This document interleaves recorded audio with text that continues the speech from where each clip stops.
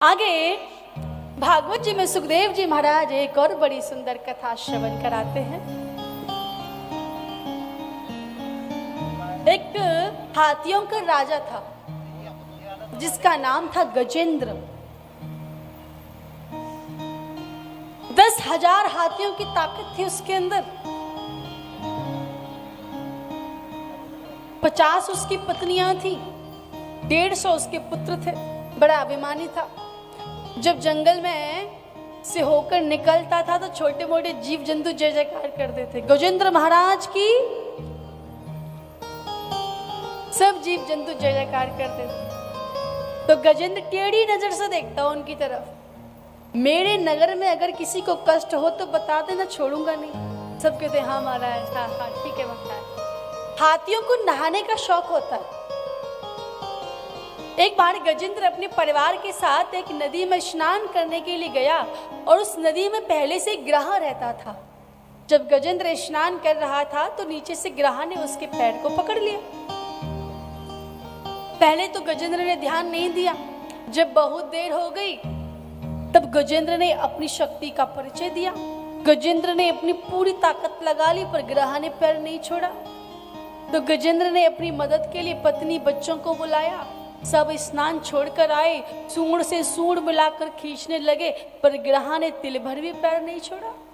1 महीना हो गया खींचते खींचते खींचते खींचते पर ग्रह ने नहीं छोड़ा।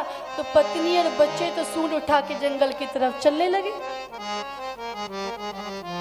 गजेंद्र कहता है, अरे तुम संकट की घड़ी में मुझे छोड़ के जा रहे हो? अरे देवियों, आपने तो अग्नि के समय 7 फेरे लेते समय 7 जन्मों तक मरने जीने का वादा किया था। आप तो पहले जन्म में फेल हो गई।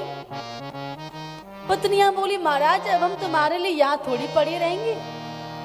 अब आप तो निकलने वाले हो नहीं, अब हम क्या यहीं देखें? अब राज्य कार्य भी तो संभालना है। पत्नियां छोड़ के चली गई, बच्चे छोड़ के चले गए और आज गजेंद्र अकेला पड़ गया। सारा अभिमान दूर हो गया। आज गजेंद्र संकट में आज गोविंद का स्मरण करता है, हे प्रभु आप आए और आकर मेरी रक्षा कर। जब बड़े भाव से भगवान को बुलाया तो भगवान गरुड़ पर आरूढ़ होकर आए हैं। गजेंद्र को सूंड पकड़कर बाहर खींचा है, उसके साथ साथ ग्रह भी खींचा चला आया। तो भगवान के सुदर्शन चक्र ने ग्रह का सिर धड़ से अलग कर दिया। अब सुखदेव जी कहते, राजा परीक्षित, यहाँ भगवान ने केवल गजेंद्र को नहीं बचाया बल्कि ग्रह को भी बचा दिया। क्यों?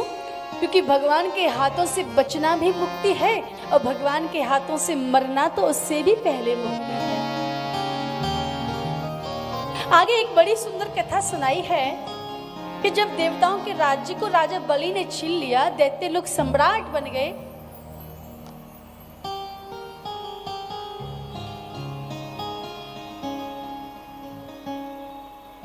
तब देवताओं की जो माता है अदिति, उनके मन में बड़ा कष्ट हुआ, बड़ी पीड़ा हुई।